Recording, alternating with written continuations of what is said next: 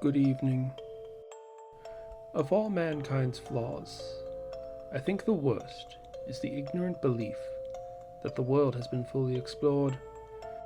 Rest assured, there are still blank spots on the map, places not meant for you, because here there be monsters.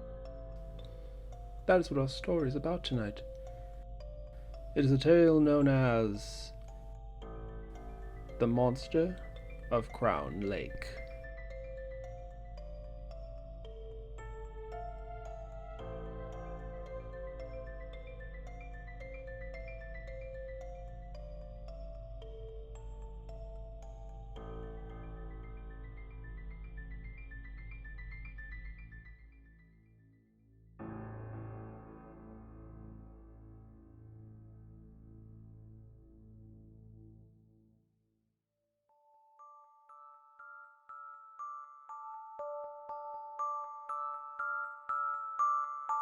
If one were to travel north of Amistad, California, they would pass through a small mountain range known as Peeksport. It is named that after a settlement that was founded there. Once upon a time, that settlement was the only safe way through the mountains. However, over time, other ways were found or created. The town itself was largely a forgotten husk. It should come as no shock that the area now is ripe with stories of strange things, ghosts and ghouls, beings from the stars, even of a lost Native American tribe known as the Soe. And that is nothing to speak of the few hundred people who live there. Most settle there and work in Amistad, or are simply retired. But in either case, life is a scarcity in Peeksport. That's why Frederick left after high school. The town was miserable and bitter, a reflection of its people, and yet it was his home. He remembered the peace that he found in the woods, and there was one legend that had always had an interest with him: the Crown Lake, said to sit proudly among the peaks of the mountain like a crown on the head. The Encompass investment firm had built a power plant on it, claiming that it was out of the way enough to pose no threat in the event of a catastrophic accident. It was supposed to revive the town, but it was shut down in a year. Not only were there apparently legal issues, but the plant itself was the site of a strange accident that resulted in partial destruction of the lake and flooded much of the mountainside. But still, people told stories that the lake and the ruins were still there, haunted by some terrible beast. And Frederick decided he would spend his trip back home seeing if he could locate the ominous site. He wasn't afraid of there being any monster. In all the years he lived there, he had never so much as encountered a fox in those mountains. He had followed one of the old trails he walked when he was a boy. Though it was mostly grown over by now, he could tell it was still littered with discarded toys and random articles of clothing, all very old, half buried or covered in moss and grass. There was a strange comfort to that pass, and how unchanged it was after so long. He finally stopped to rest and eat some lunch when the sun was just passing over his head, and, much as he had guessed, he saw nothing. That was when he actually thought of something. He didn't see anything, nor hear anything. There were no rabbits in the bushes, no birds in the trees. He, of course, never expected to actually find some lost tribe or Bigfoot, but surely by now he would have got some indication of life on the mountain. The quiet was slowly becoming more and more unnerving. He grew all but desperate for some sign of life. He listened carefully and watched for any movement. That was when one of his senses picked up a trail, a horrid, rotting smell, like fetid water, almost nauseating, though it was still very faint. He at the very least could detect it. That in itself made it worth investigating. He had to push through brush and bramble, but the scent was getting stronger, and finally he came to the source of the wretched smell. what looked to be the large remains of a building, with a stone slab sign bearing the symbol of the Encompass Company in front of it. And next to it was a large body of water. He had found Crown Lake in all its horrid glory. The building looked as if it was leaning, also being pulled into the lake. The water was covered with a thick green algae, and there was no trees or even grass near it. The ground was nothing but thick, soggy mud. The stories said that the accident at the plant had destroyed the lake, causing it to flood down the mountain. But this looked so much worse. There must have been some kind of leak. Some chemical was released into the water. He was sure the whole area was dangerous. And yet, he wanted to explore it. He grew up hearing about this place, and sometimes he felt like he lived more in the mountains than in the town. He felt as if he had a sort of right to explore this building, and maybe, in a way, he owed it to this place. It was abandoned as soon as it wasn't useful. Somebody at least should remember that it's here. He took a deep breath, pulled his backpack up more onto his shoulders, and started taking the heavy steps through the mud towards the building. When he finally got to the door of the plant itself, he was already breathing heavily. The door was glass, and he could see inside. The building itself was, as he expected, flooded. He put his weight against the door, and oddly it opened with no resistance. It almost seemed too easy. An unwelcome, nagging thought crossed his mind. It was almost as if he was being invited inside. It was easier to move inside than out, but the smell was so much worse. He tried to move slowly and disturb the water as little as possible, so as to not stir the sickening air. It was dark inside. He needed his phone's light to see anything at all. There was something unsettling about how normal everything looked.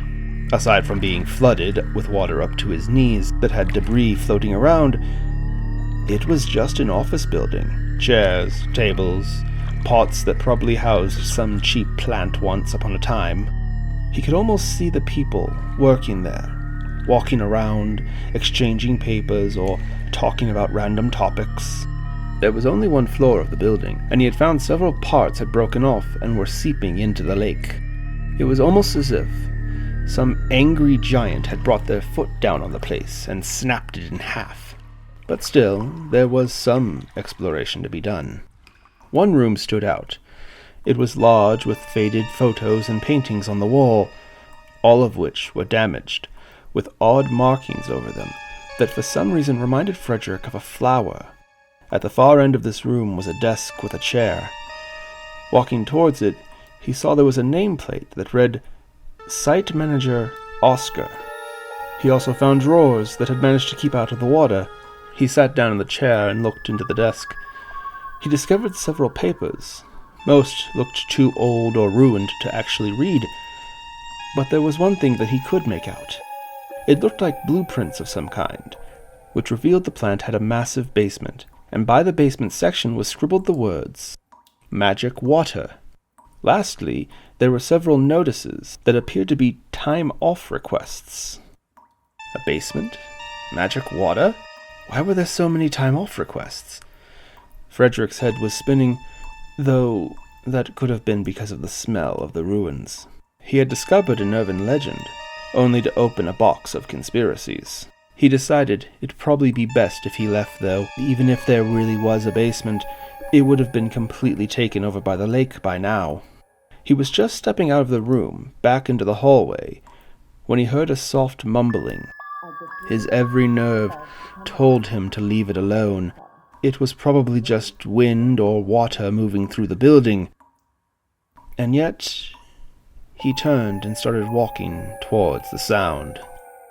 It was slowly becoming more and more clear. It was a voice. He'll be back soon.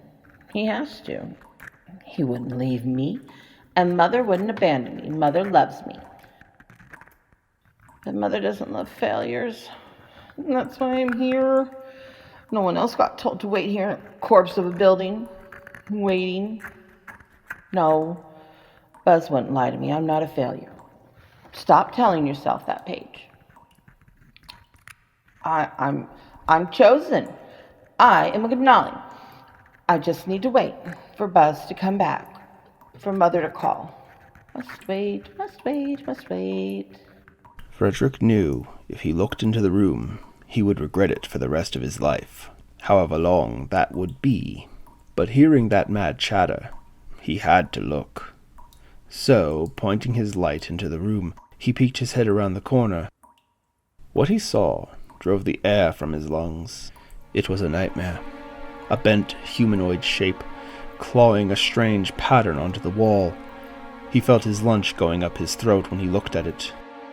It looked like death growing out of a living person, with mold and pus, and a canine skeleton bursting up from the back of a woman. Worst of all was how the bare skull's jaw moved when the thing spoke, in sync with what was left of the human lips. Suddenly it stopped and turned its head towards the door. Frederick was frozen in fear, looking into the monster's empty eye sockets. I heard you. Buzz? Mother? Please tell me it's you. The creature shifted through the water, slowly going towards the doorway. Frederick realized it was blind, and the scent of decay was so strong it couldn't smell him. It could only have heard the sound he made when he almost threw up. The creature sounded sad, almost hurt. But as it kept moving closer, calling out for Buzz or its mother, it started to become more angered. Frustration welled up in its voice. Its timid whimpering became more aggressive. You're not Buzz. You're not supposed to be here. You can't hide from me, though. I'll find you. Frederick was finally frightened enough to move, ducking into a corner. It stumbled into the hall and thrashed its clawed arms around, finally stopping. Frederick had to cover his mouth, trying not to breathe. Its face was only inches away from his. Slowly, he reached for a piece of paper that was floating on the ground. He pinched it with his fingertips and flicked his wrist as hard as he could. It landed some feet away with a soft splash. The monster turned and pounced where the paper had landed, screaming and thrashing in the water. Frederick started carefully wading through the water, hoping the sound of his displacement would be masked by the creature's attack. He had to stop when it stopped, though. You... Was that a trick? You lied to me! You think this is funny? How I rip your eyes out, we'll see how funny you think it is! The monster started moving through the water. As much as he didn't want to see it, he had to keep his light on it. Frederick could only move when it did, letting the noise of its movements hide his own. He could see the front door, and all he had to do was get to it, wait for that thing to go hunt in a different part of the ruins, and he'd be able to escape. This creature would never be able to hunt him out in the open. When he was finally only a few feet away from the door, the creature walked past him, still growling threats of what it would do if it got a hold of him. When it started down a hallway, he started to move. He could see it was getting dark outside. He tried to hurry, and regretted his choice when he heard the creature's voice one last time. There you are. He was once again frozen with fear, realizing it had stopped, with its head pointed at him. Frederick had no more time to play hide and seek. He had to get past the front door, and he had to do it now. He ran as fast as he could through the water, throwing himself out of the building and back into the mud, while the thing slammed into the wall inside the building where he had just been standing. He clawed and fought his way through the thick mud as best he could, never stopping for a moment, pushing himself till he got his feet underneath him and half floundered, half hopped his way from the building. When he had firm ground underneath him, he looked back. The creature was standing in the doorway. It seemed so sad, defeated in a way. Don't leave me! Please. Frederick turned and ran back down the mountain path, even as the creature bellowed a deep moaning cry. Stumbling down the trail back to Peeksport, he swore that he would never tell anyone what he had seen. Better to deny the building or the lake is there. Better the world forgets about Crown Lake and its monster.